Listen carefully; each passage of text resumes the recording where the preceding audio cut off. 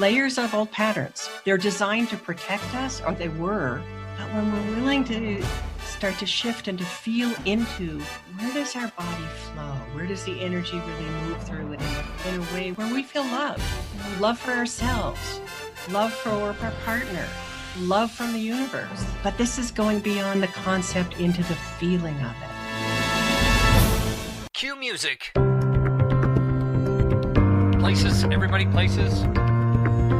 We're starting in 3, 2. Welcome to the Autoimmune Hour, where we look at the rise of autoimmune disorders. I've brought together top experts that range from doctors, specialists, nutritionists, researchers, and even those recovering from autoimmune to bring you the latest, most up-to-date information about autoimmunity and how to live your life uninterrupted. Thank you for joining us here on the Autoimmune Hour with Sharon Sayler. Always seek sound legal, medical, and or professional advice regarding any problems, conditions, and any of the recommendations you see, hear, or read here on the Autoimmune Hour, Understanding Autoimmune, and Life Interrupted Radio. Now, we don't want you to worry about taking too many notes, so you can join the Autoimmune Hour's Courage Club, and we'll send you the transcripts and show notes from every episode. Sign up now at understandingautoimmune.com.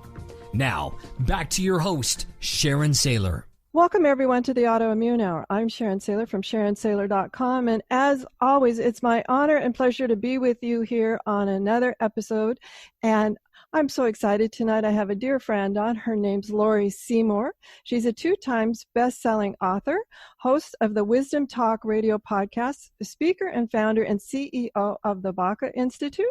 And 20 years ago, she was honored to receive the stewardship of a special esoteric technology that accelerates the process of innovation and creation in individuals and groups.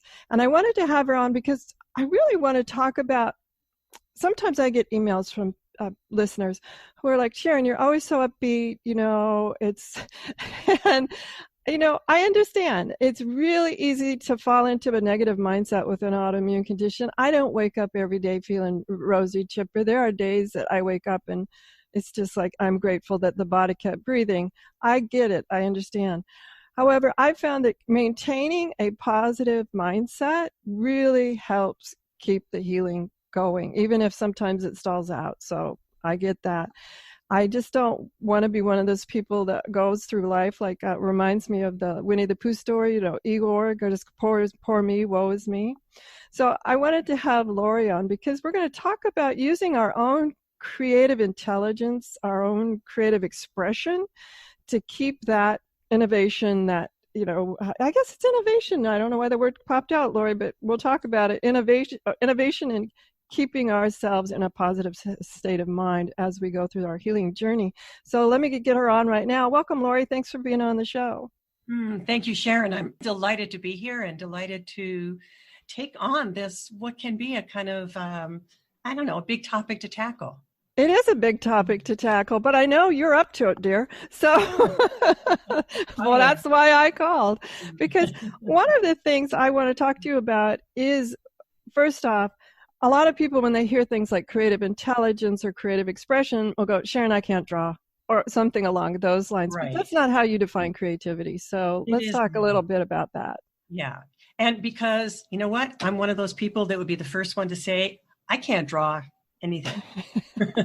I don't know, like a bird, with this kind of the loop-de-loop, the half of an 8, half of an symbol's a bird, I think we could all draw. We can do that. But yeah. Really? Yeah. I don't consider myself, while I consider myself a very creative person, I don't consider myself creative if I'm thinking about being an artist. I'm an artist of life. Oh, I love that. An artist of life. Perfect. And I'm a creator of life. I love when I cook. I love to cook. I love to create different things, pull different things together that hadn't been created before. And that's as creative as my friends who are beautiful at creating a painting or singing a song or, any of those things that I really can't do. I'm glad you bring that up, though, because I think a lot of people get stuck in that. But let's talk a little bit. How do we be creative in our life, especially around the idea of maintaining a positive look, even when, maybe the doctors or other medical professionals kind of give us a negative Yeah. outlook. Well, I've been there. I've had autoimmune diseases. It's been a long, long time. And I remember, though, back very clearly that feeling of overwhelm and of, oh my God, this couldn't possibly be happening to me, and on and on and on. And really since that time, even at that time, I was able to work myself out of that, I have been involved for the last really close to 30 years with a way of connecting with my own inner guidance. And that's what I think of as my creative intelligence. It's that ability to be an innovator. You used that word. And I work with a lot of innovators around how do you connect with that part of yourself that has a brilliant idea, but when you're tired or you're overwhelmed or you're not feeling well, that's the last thing you want to really think about. Or the last thing maybe you feel like you can do is to take that idea that you've had and run with it and do something with it, create with it. But my feeling is, and my experience is over and over again, both with myself and with clients, is that when you stay aligned with your creative intelligence, when you go inside and you say, okay, what's next? How am I to work with this? You ask all the questions. And I teach people how to do that and how to listen for the answers. And then you, instead of saying, oh, I don't wanna, or be filled with a lot of doubt, say, okay, that's that part of me that's trying to show me which is the next step. Show me whether I step right or I step left. And be willing to move out with it. Because that willingness and that alignment is what keeps us focused on what's possible rather than on, oh, I've gotten this diagnosis, or, oh, I feel, can I say crappy? Is that okay? Oh, sure. We've said a lot worse. Okay. Because, yeah, there are those times. And then it's to, settle yourself and take a few breaths and see what's emerging. Because there's always something that's emerging that has that flavor of possibility, and we can focus there rather than on that, oh, I'm tired. Yeah, absolutely. You know what I loved part about some notes I took here is this, what's next? Because oftentimes when you get a diagnosis, then someone, usually the medical professional, will proceed to tell you this prognosis that ends in usually not good news. Mm-hmm. Mm-hmm. And it's so long term. At the point of the diagnosis, and actually all through my healing, this idea of, what next made it simpler. It made it easy for me to figure out where if someone said, if I just thought about, I want to heal, wow, that's a big tall order when you got several things going on all at once. Where the what next, I like that. Let's talk a little bit about this concept of what next versus the other part of it where it just feels too huge. I have always experienced that I want to say the energies or the universe work with me in a very particular, precise way. And that where I may get a vision of something that's way down the end, like, me being healed, or me standing up and giving a talk on what's most near and dear to my heart. But there's all those steps in between. And our own inner guidance is just as relevant for that as it is for the big picture. And so if I go to my inner guidance, if I go to that part of me that already knows what's next, what I need to do next, what's the next step, but it's not there in my consciousness, and I just get really, really quiet. That's why I recommend times of meditation or of deep inner quiet, so that you can allow that part of you to surface that tells you what's next. It might not be what the medical doctor is telling you, or it might be that plus some other things, some specifics about how you need to take care of yourself, some self-care. Maybe it's even situations that you need to let go of. I had been diagnosed with Graves' disease a long time back. And that's hyperthyroidism, for those of you who don't know what that is. And one of the things that I was doing at that time, I was in private practice, I was a psychotherapist, and because you are always needing to be out there, so you get new clients, I was always in touch with my referral partners. I was, constantly having lunches and phone calls and just being out there in a way of staying in touch. And I realized that was depleting me at that point, and that I needed to get quieter and trust that I would still get referrals. I still kept my practice going, but that I didn't have to keep, launching myself out there to do all of what I had been doing that were absolutely depleting of my own energy. That's wonderful. And this idea of the inner knowing, sometimes with an autoimmune, as I'm sure you might be able to reflect back on, is this idea of not trusting it anymore, because I went through this phase. Luckily, it was a little short-lived because I have many friends like you who are kind of like pushing me, but that's okay. I mean, we need those. But this idea of sometimes it's easy to get stuck in, how do I trust it because my body's betrayed me? Yes. And, we might put a big label around that, sort of like victimhood, but it doesn't even have to be, you've fallen all the way into the well of victimhood. It can just be feeling like, gosh, I don't know what to trust anymore. And let's talk a little bit about this ability to quiet the mind and get into that inner knowing when we're not sure we trust it anymore. Mm-hmm. Yeah. That's a great question, Sharon, because that feeling of my body has betrayed me is so common, so familiar. I guess that's a better way to put it. It's that feeling of, because I want to be full and healthy and be able to do all that I could do, and now maybe I can't. If we could shift that from my body has betrayed me to my body's giving me all kinds of information, and I need to be interested and curious about what that information is, and then to learn how to decode it. Because it's not just like a pass fail or a trust not trust. It's let me explore it. Let me go into it. Let me see this as life's feedback, because something I need to pay attention to. I need to pay attention, and this is my opportunity. It's, it can be your body giving you that kind of feedback. It can be like a friend of mine who had 3 rear ends in a row, often while just standing still. In his car, stopped at a light or a stop sign. He was rear-ended 3 times. That's also a kind of life's feedback. And you can say, well, life's failed me. Wait a minute, what's that about? Yeah, that one to me, it's sort of definitely that area of, okay, what's this trying to tell me? Right. But we sometimes forget that our bodies are doing the same thing, and that it's not because we've done something wrong or we've been bad or that the universe is against us. Truly, I often find that it's because there's a bigger picture that we haven't been quite listening to or willing to step into.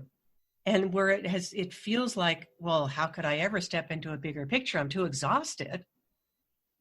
Really, it's not about like pushing more. That's the thing that the innovators that I work with often are doing. They're pushing. And that's the effect of not listening, not paying attention to that still quiet voice inside that says, hey, here I am, and I'm trying to give you some messages, but you've got to slow down. You've got to take a little time to pay attention. That's true.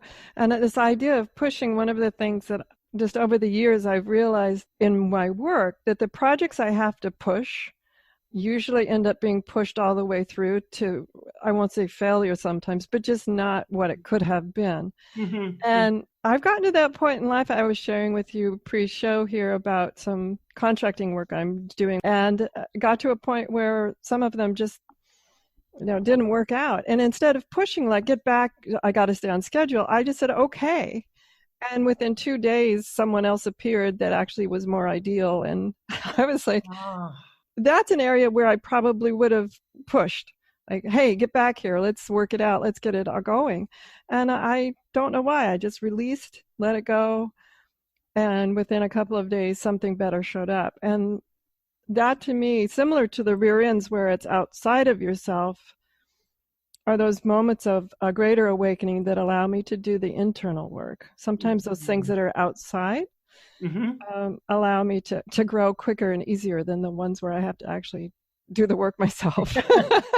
So what was it though, Sharon? I'm really interested. What was it that, I know you're the interviewer and I'm the interviewee, but what was it that around this situation that had you kind of relax into, all right, see you later, bye to these guys? I wish I knew, Laurie. I mean, honestly, when I got the call, I was upset. I was like, what? You can't do that. Sort of that righteous indignation, right? There was several minutes of righteous indignation. And I remember this is so unlike me saying, look, I'm so upset right now. I'm going to hang up and I'll call you back later. And I actually just went and made some tea. And then I called back within about 30 minutes or so. And I just said, okay, you go your way. I'll find a different way to get it done. You created space. Yeah, I created space. I didn't let any of that righteous indignation or anger take over. But I have to be honest, it was, I'll say, sort of a lifetime of letting little things go that led up to this. This wasn't some great revelation on my part where I was hit by lightning and all of a sudden let go.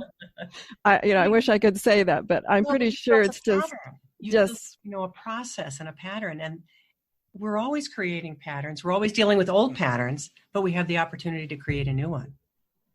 Yeah. And I'm hoping that this one sticks, because I was really impressed with how other things opened up and other opportunities opened up. And as I said, in the long term, a better opportunity appeared and it's all going swimmingly, and that's great. But for me, it was easier to see the pattern outside of me. And in that meantime, since that happened, I've been reflecting on the patterns inside me, but somehow it was easier, at least that time around, to see it on the outside. Yeah. I like to think of that as inner research. And I think of myself as an inner researcher. And actually the free gift that I have for your viewers is a book that actually teaches them about how to do that in a very fun way. 7 days, 7 experiences of you being your own inner researcher and paying attention to your usual ways of responding to things, but also having the opportunity to try out flipping that on its head. And, well, what's that like? And what do you notice? And, ooh, I noticed that I really want to get back to this way of thinking that controls everything. I'm a controller. But if I just experiment and do a little of that pushing beyond my usual, what happens then? And what's it like? And what does it feel like in my body? And I think for me, I'm not sure why. It was, like I said, it wasn't a conscious decision in that case to just say, look, I need some time, space. I'm hanging up now. I'll call you back shortly. It wasn't that moment of conscious thought. But now that it worked out the way it worked out, it felt right to do it during that time. It's like I learned that pattern now because of the experience, the way that it unfolded. I know that next time that it happens, it's going to be much easier just to do something similar that seems to fit the right situation, is slowing it down, slowing my reaction down, as you said, giving myself some space and time to make the right decision. And I think that way about some of the healing choices I've made, where I've had various healthcare professionals get a little annoyed because I'll say things such as, do I have to make this decision like right now? Is it one of those where there are certain health decisions you got to make right now? And then there's others, a lot of times around autoimmune, where you have some time, maybe not a long time, but you have some time to say, let me think about it. And that ability to do this inner research.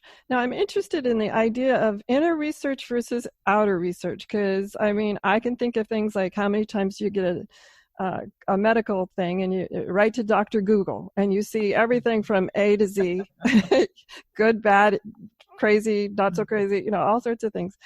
So what's the difference between outer research and your definition of inner research? I appreciate that question, Sharon, because Google knows everything is what I want to say on one hand, but Google only knows what it knows. It's like our head only knows what it knows. And there's a bigger information system than Google. And that's in our cells. That's the way in which the universe, the vastness of the universe, is always coming into us. We always have access to it. But do we stop long enough and learn how to go into that place where we're communicating and receiving from the universe, from that endless resource, really, that endless resource, what it is we're needing in this moment? Because life is so full of mystery, and I have finally, in these last number of years, allowed myself to open to that which my head doesn't know already. And that's that part of us, that intuitive wisdom, that innate intelligence. Sometimes we get it from, what we could call a gut instinct. But if we start to refine gut instinct, we start moving into a whole other way of operating with life. And we start moving into creating where our attention is going, which is what we want for our health, our well-being, our success, and moving away from the things that weren't working. Because we don't have to keep rehashing those things. We already have done that. We've already experienced it. It's like being willing to shift and let the energy move into something that feels very new and also possible, even if it feels like, how could I possibly? And that's the self-doubt. But let's play with that. Let's play with that. It's like you did something different. And then the feedback that you got in your research was, oh my goodness, look what happened. I got somebody who was so much better for my needs and at a lower cost. That's something to celebrate. Yeah, it's stuck. One of those examples that sticks. We need to take a quick commercial break, and when we come back, we're going to talk to Laurie Seymour about this gut instinct knowing and how do we know that it's not just repeating an old pattern. So we'll be right back. Life Interrupted Radio will return after these messages from our sponsors. It's great sponsors like these that keep this show coming to you every week. Be sure and stop by lifeinterruptedradio.com to learn more. Your conscious lifestyle on steroids. OMTimes Radio. IOM FM. Hello, I'm Lisa Berry. Join me every Monday at 1 p.m. Eastern Time for Light on Living. A chance to see new, hear different, and feel more as I shine the spotlight on all the ways to lighten the load of life's challenges. Light on Living is your link to that new way you're looking for, that new understanding that will enhance your life, and that positive connection that will support your growth. So join me, and you'll gain insight and start to see things in a new way that motivates you. OMTimes Magazine is one of the leading online content providers of positivity, wellness, and personal empowerment. A philanthropic organization, their net proceeds are funneled to support worldwide charity initiatives via Humanity Healing International. Through their commitment to creating community and providing conscious content, they aspire to uplift humanity on a global scale. OMTimes, co-creating a more conscious lifestyle. Listen and imagine.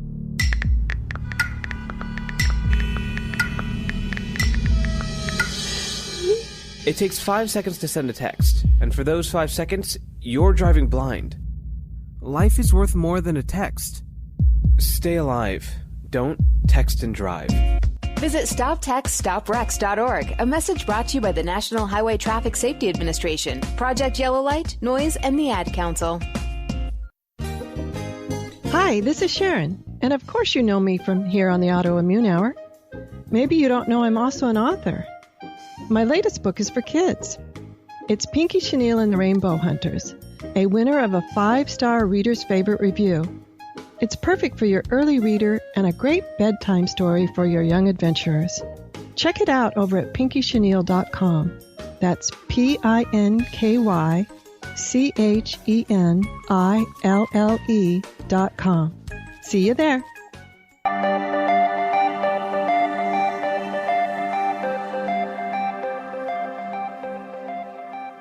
Welcome back, everyone, to the Autoimmune Hour. I'm Sharon Sayler from SharonSayler.com, and tonight we're here with Laurie Seymour, and we've been talking about this idea of our creative intelligence, that inner knowing, and how do we tap into it, understanding that so we can innovate in our lives and create new and ways of well-being and health and wellness and all sorts of great peace and satisfaction in our lives. So, Laurie, we were talking about, as we had to take that quick commercial break, it piqued my interest was this idea of gut instinct. Oftentimes, my very first response is an old pattern, or same old. And through your trainings and others, I've learned to do things like ask myself the same question a few times and allow a different answer to show up. So I'm making sure that it's not the easy old, I'm not falling into the easy old pattern. Let's talk a little bit about knowing gut instinct versus just responding to old patterns. And our gut instinct is sometimes the old pattern. Sometimes. so there you go. What my research has shown is that it is, and this may sound a little funny to your listener, I don't know, it's the heart center that knows truth. It's that part of us that we can relax into and get to know, but get to become familiar with. So that when we hear something, when we read something, we have a feeling in our body. And that's the feeling body. And I work a lot with people on getting them familiar with what's happening in your body so that you can start to tell the difference between something that's an old pattern, something that is that part of that critical part of you, and that is still old pattern, or something that is really what I can only call that feeling of truth. It's something that has that feeling of truth. And one of the ways that I have found to tell the difference is that when something is of truth, there's a feeling of flow in the body. There's a feeling of ease. It's like when you're fighting with your partner and, you both have your positions and you're grappling away. And I know I can get into that with my husband. And then something in me there'll be like an aha kind of thing. I'll recognize that there's something that is beyond what I've been saying. And when I say that out loud, my whole body relaxes. And I know that no matter whether he hears it or not, I have just come into a place of what feels like truth for me. It's like something be underneath all the levels and layers of old patterns that are just there. And, they're designed to protect us, or they were. But when we're willing to start to shift and to feel into where does our body flow? Where does the energy really move through it in a way where we feel love? Love for ourselves, love for perhaps our partner, love from the universe. They're concepts, but this is going beyond the concept into the feeling of it. I love that, and I've been able to do that myself, but reflecting back, or the little person on my shoulders saying things like, wow, that feels really vulnerable. That feels really scary. Mm-hmm. What are some ways that you have for us to use this creative expression part of us that, okay, so maybe I'm willing to feel it, but now you're asking me to act on it, Laurie? But that's part of the research, and it may be not something you have to tell someone else, but it maybe you get to try out, I had a sensing about something.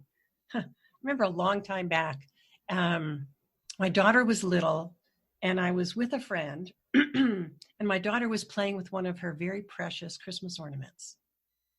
And I had a feeling I needed to really take that out of her hands. And I didn't do it. That was that little person on my shoulder that said, oh no, just let it go. It's okay. And she dropped it and it broke. Mm. And my friend, who was very attuned to, actually, she was the person I learned about this from, about how to follow this, said, kind of like, didn't you know? And I did. And it was that was really important there. Not that she broke the ornament, but that I didn't act on what I knew. And that was one of those times of like, oh, okay, when I have a sensing about something, It's okay to act on. It's okay to do a trial balloon. I could have gone and said, hey, let's look at that together. And have to grab it out of her hands. I could say to a client, I have this feeling about something. Let's try this out. We don't have to risk life and limb. we can take baby steps, because our creative intelligence wants only what is best for us. That part of us is not going to push us into something that is not right for us and right for the whole. But we might need to take a little while to come to trust that. For me, it was how much doubt, self-doubt I had over the years.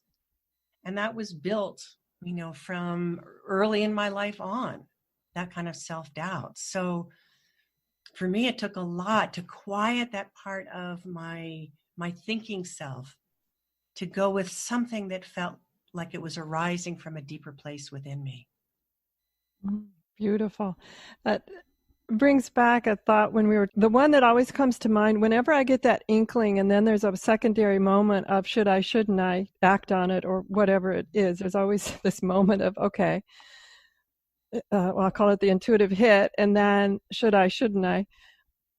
This was several years ago where I was driving and I kept hearing this voice 3 or 4 times, get in the other lane, get in the other lane. Mm-hmm.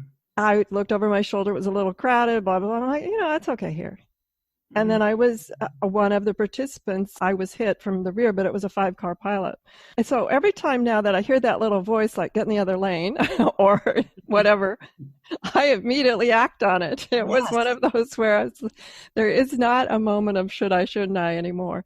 It's just like, that was that voice, and I remember the tone, the tonality, the whole thing. And when I hear that now, it's just, yeah, okay.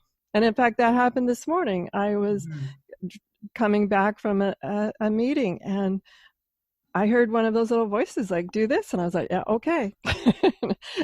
Even if it, was going to take a little effort to get it to happen. I was like, yep, okay. Mm-hmm. And nothing happened, thank heavens. And that's the way it's supposed to be. It's not like you then all of a sudden see the accident in the lane next to you. That's not how it works, but most of the time. But the idea now that the new pattern's been ingrained in me when I hear that voice, and especially those moments that in my mind the voice is sort of like a warning system. It's those warning systems of, which is a different voice than sometimes my creative expression, where I have multiple options. It's like the slow-mo where I'm trying to make a decision, and it's more in slow motion. I have multiple options, where the other voice is more like, yeah, move now. That's because the timing is essential. Exactly. But I think it all comes from that same kind of place and that same part of us. And when we might have different creative options, it's which one really feels most centered, not easiest. It may be the one that feels the hardest, but the one that you might feel your heart kind of go ping and sort of open up or vibrate, where you feel a kind of resonance. The others might make more sense to you or sound better, but that doesn't make it right for you. Or your friends say it sounds better. Maybe you're asking around and you'll get all sorts of rationales based on other people's experience that all of a sudden becomes your rationale for doing something. Yeah, and we're all such unique individuals. It doesn't mean we can't do the outer research and get lots of good input from others.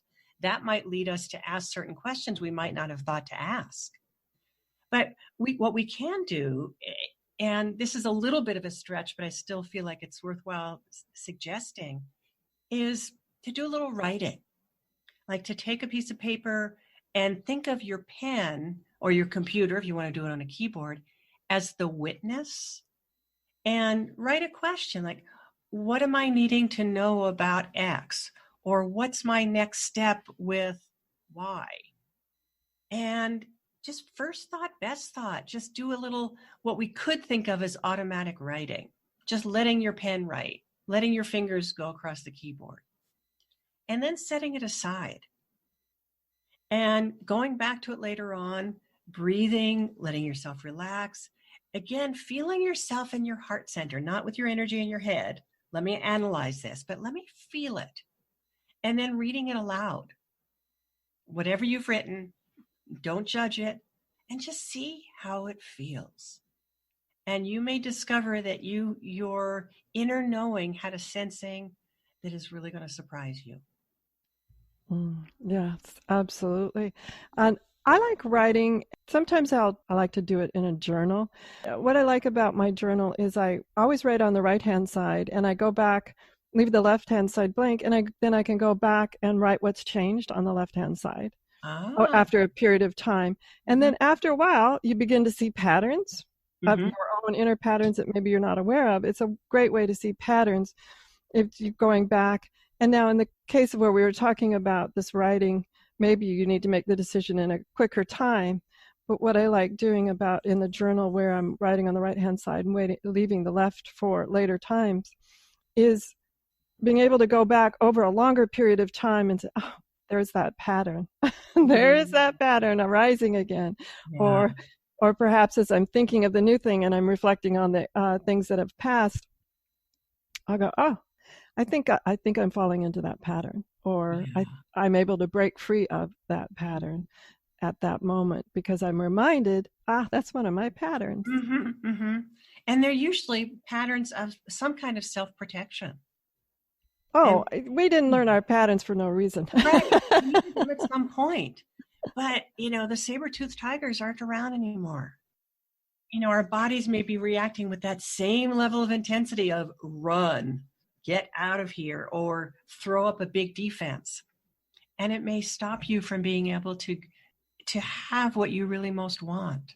I shared with, we had Gary Stewart on not too long ago, and I shared this with him, but I think it also fits here, is this idea of when we're talking about patterns. I was at a holiday event a couple of months ago, at large family gathering, friends, not just family, but friends and things. And from all walks of my life and all ages of my life, shall I say. Some people know me a long time, others not so long. And I sat there just off in the corner and watched. And every so often I'd go, oh my gosh, that's where I learned that family pattern from. I bet Gary had some really interesting things to say about that. Yes, he did. But for me, it was very insightful just to play that game with myself, going, I get it now. I see where that pattern, has come through the culture that I grew up in, or this or that, that type of thing, which is always, for me, helpful when I understand where it came from. Okay, well, I needed that in my childhood. Okay, yeah, I needed that in my childhood, but I'm not a child anymore. I don't need that anymore. That can stay in the past. And those are also the kind of things that extend into how do we try and create, or how do we innovate? What's my typical way of doing that? And it may be something that doesn't exactly fit who we really are. So I created recently a What's Your Creative Innovator style quiz to help people get to know, how is it that I typically, in a pattern kind of way, typically try and do that? And is that standing in my way? Is there a way that really suits me better and that I'm not letting myself tap into, so that creating could become effortless and fun and really in flow? What are a couple of questions we should start to ask ourselves if we're wanting to expand our creativity and expand that creative intelligence and really go, okay, I'm tired of the old patterns. Let's innovate some new ones. Ooh, good question. Let's see. One question I might ask of myself is, what excites me the most? What excites me in life? Am I more drawn to being with other people and coming up with a great idea? Or am I happiest sitting on my workbench and tinkering with my creations? And there's a few other ors, those are only two options. Where am I most comfortable? and where am I most drawn? Because where you're most drawn may not be where you're most comfortable. And yet, it may be the place that you could become comfortable. Not comfortable in the way of static, because change is inevitable, and we need to be willing and able to step into change. But that place where we get to experiment. So what would be an area that I feel excited about, and yet maybe I have a little trepidation about too? It's interesting you bring up the word comfort. I was talking to someone recently about this, just the idea of decision making on a different level. But one of the things that came up in the conversation was this idea of comfort. And the conversation was around, am I more comfortable, I'll say in air quotes, taking the risk to do what I want to do? Or am I more comfortable because I don't want to upset status quo? My partner will say something negative to me, my children, my work partner, whatever. Mm-hmm. There was some conversation around what is comfort and when do we give up our own internal knowing of comfort to maintain an external comfort, if that makes any sense. There was all these conversation around this idea of, well, that sounds like a great idea, and how am I going to explain it to, whomever the other outside parties are? Right. If you're feeling like this is a great idea, you could go back into that place of inner guidance and ask, how am I to present this to my partner, my children, my significant other? What's really my next step with it? Because we are already then creating, when we've gone out onto an edge, a creative edge where we're excited by something, but then immediately we've got that, oh my God, kind of feeling wrong with it. What if? And I can't bear the thought of. Then we've gone into our head. We've gone from the place of connecting with our own creative heart into all of the old patterns, all the old fears. And so just know that, first of all, it's like, oh, wait a minute. It's like having some employees that really need to be fired. And I think of them as the thoughts of self-doubt and the what ifs, and I couldn't possibly, this is too big. Because really, when I am most full with something and I start to share it, I find that other people, if I'm really there in the energy of it, other people start to respond to me and they get excited with me. Now, it doesn't always happen that way. And I know that. And then I have to take a breath and stay connected with myself. And that's a lot of what I teach people how to do, is how do you stay connected with yourself? Because everything in its grandmother is ready to, perhaps co-opt that or get in the way of. And all of that really is a reflection of our own concerns and our own old patterns. It's not any more the truth than if it were your head saying those things. True. Now we need to take one quick commercial break, and when we come back, we'll talk to Laurie some more here. One of my questions that came up on that is this idea of staying connected. Well, I'll talk to her about that in just a minute. We'll be right back. Your conscious lifestyle on steroids. OMTimes Radio. IOM FM. Change and growth are part of natural life, and also part of your spiritual life. Everyone needs support and guidance, especially during life passages. Upgrade yourself with the OMTimes Experts program. With OMTimes Experts, you have access to the best intuitive coaches, spiritual teachers, counselors, astrologists, and oracles. Our team was carefully selected so you can trust. Find out more at experts.omtimes.com. Grab a cup of tea or a glass of wine and tune in for inspired conversations with publisher Linda Joy on Tuesdays at 2 p.m. Eastern. Linda creates sacred space for leading female luminaries, empowering authors, heart-centered female entrepreneurs, coaches, and healers. A soulful venue where guests openly share the fears and obstacles they've overcome, wisdom and lessons learned, and the personal journey that led them to the transformational work they do in the world. Inspired conversations to empower you on your path to authentic, soulful living. Research shows we apologize up to 10 times a day, and most of the time, we say sorry as a response to someone else's mistake. What if we thanked people instead of all that unnecessary apologizing? So instead of saying, sorry, I'm rambling, you say, thank you for listening. Join us at projectforgive.com, a free, non-religious resource on global forgiveness.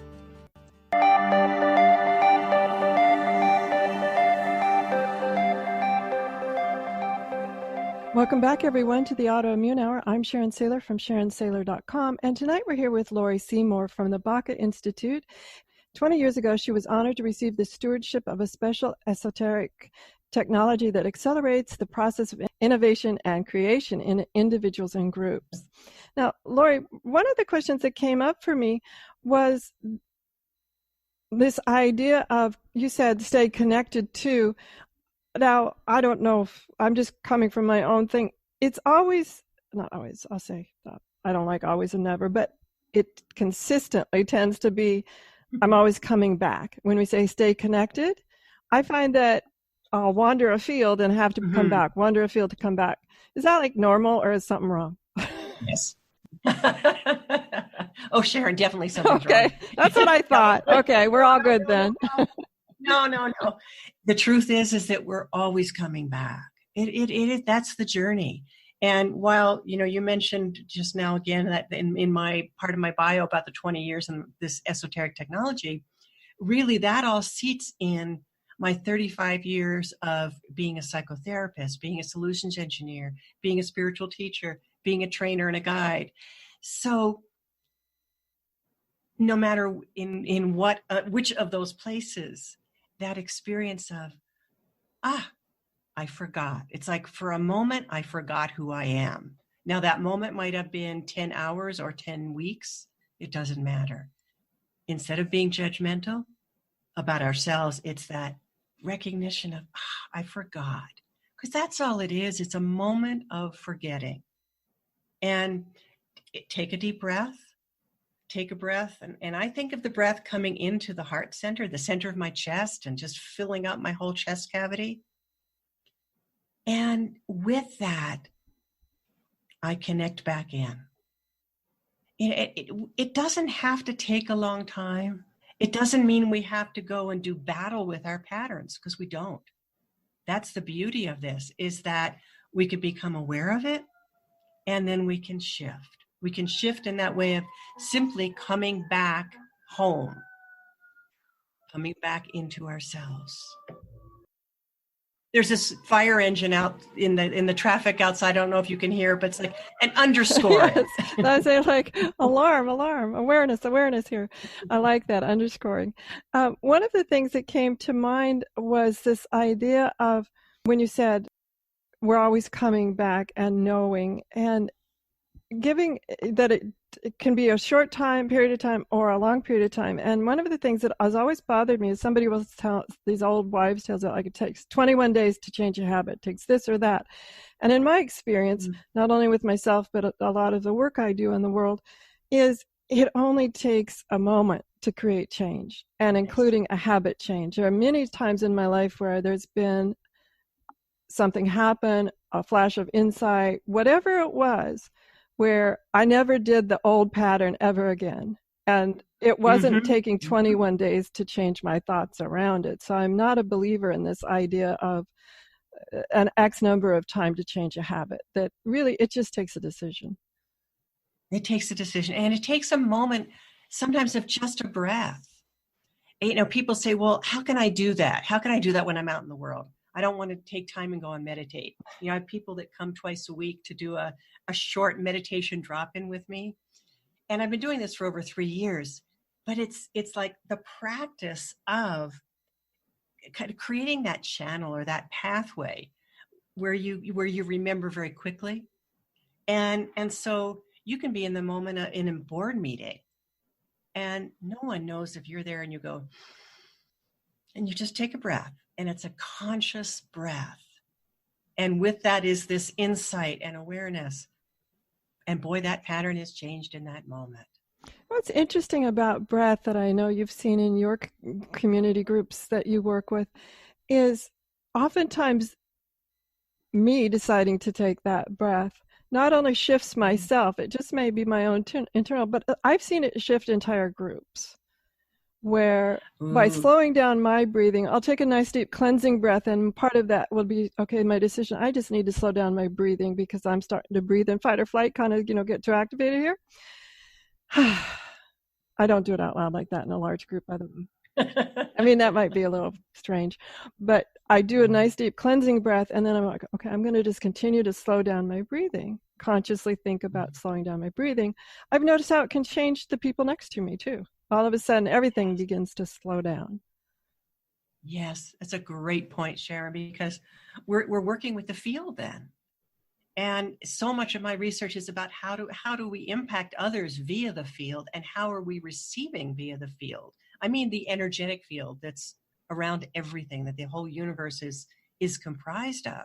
And so if we change ourselves, we're not only slowing down our breathing, but we're actually becoming conscious. We're making a decision then to be aware. And the ripple effect of that just goes about through the whole group. And I know that the way you are in your work with groups is you're able to impact in a very, very big way. That way. Thank you. Thank you. That's part of my life work. And I enjoy that. I enjoy that. And we're down to the last 4 minutes, Laurie. I cannot believe time flies when I'm with you, my friend. Let's, what final thoughts do you have? And then tell us about the book you mentioned and the quiz you mentioned and all that good, juicy stuff.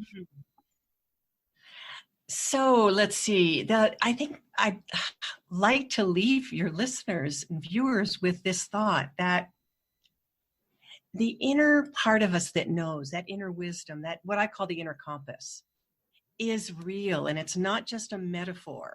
It is a real aspect of how our physical bodies, our emotional bodies, our spiritual bodies are created.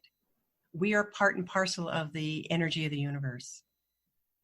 And we have an option about learning how to work with that effectively.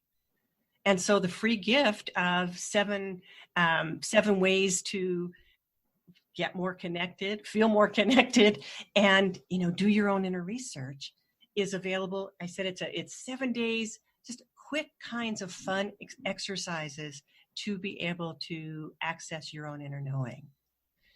And the quiz is about discovering what your creative innovator style is, so that you can discover what might be standing in your way of creating and bringing your idea from just at that idea place all the way into manifestation. So what's the web address? Where do we find them? My web address is www.thebaca, and that's BACA, institute.com. And you'll find everything there. Fantastic. We'll have the BacaInstitute.com up on our website, understandingautoimmune.com. And thank you so much, Laurie. Laurie, that's everyone. That's Laurie Seymour from the Baca Institute, sharing all about innovation, creation, and our creative intelligence. Have a great week, whatever your adventures. Join me next week for another exciting new episode, as well as pop over to Facebook, Twitter, and Instagram. That's at Understanding Autoimmune. All three of them have the same ending there. Twitter is Understanding Autoimmune, Facebook, and Instagram. Pop over there to see what's happening. Drop us some comments. Connect with us. And also, the website is also understandingautoimmune.com if you want to hear more about Laurie, see more about Laurie, and or see understandingautoimmune.com. Everyone, as I said, have a great week. Join me next week. Enjoy.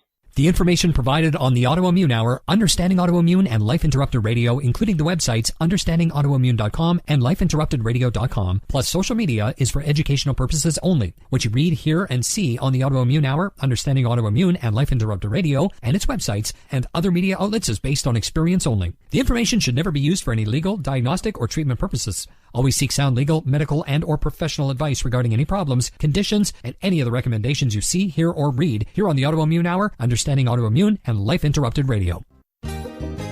Hi, this is Sharon, and of course you know me from here on the Autoimmune Hour. Maybe you don't know I'm also an author. My latest book is for kids. It's Pinky Chenille and the Rainbow Hunters, a winner of a 5-star Reader's Favorite Review. It's perfect for your early reader and a great bedtime story for your young adventurers. Check it out over at pinkychenille.com. That's PinkyChenille.com. See you there. Do you want to be a better leader? Have better relationships? Become more self-aware? Be a better communicator? Hi, I'm Sharon Sayler, best-selling author, professional speaker, and executive coach. And my life passion is empowering professionals to be the best that they can be. After years of working with professionals, I've discovered the 7 things nobody is telling you that can cost you your clients, sales, and even your career. And I want to give it to you free. You've heard my show, you know my passion, and maybe we'll be working together sooner rather than later. So go grab this ebook now to find out the 7 things that's costing you big time over at SharonSayler.com/radio gift.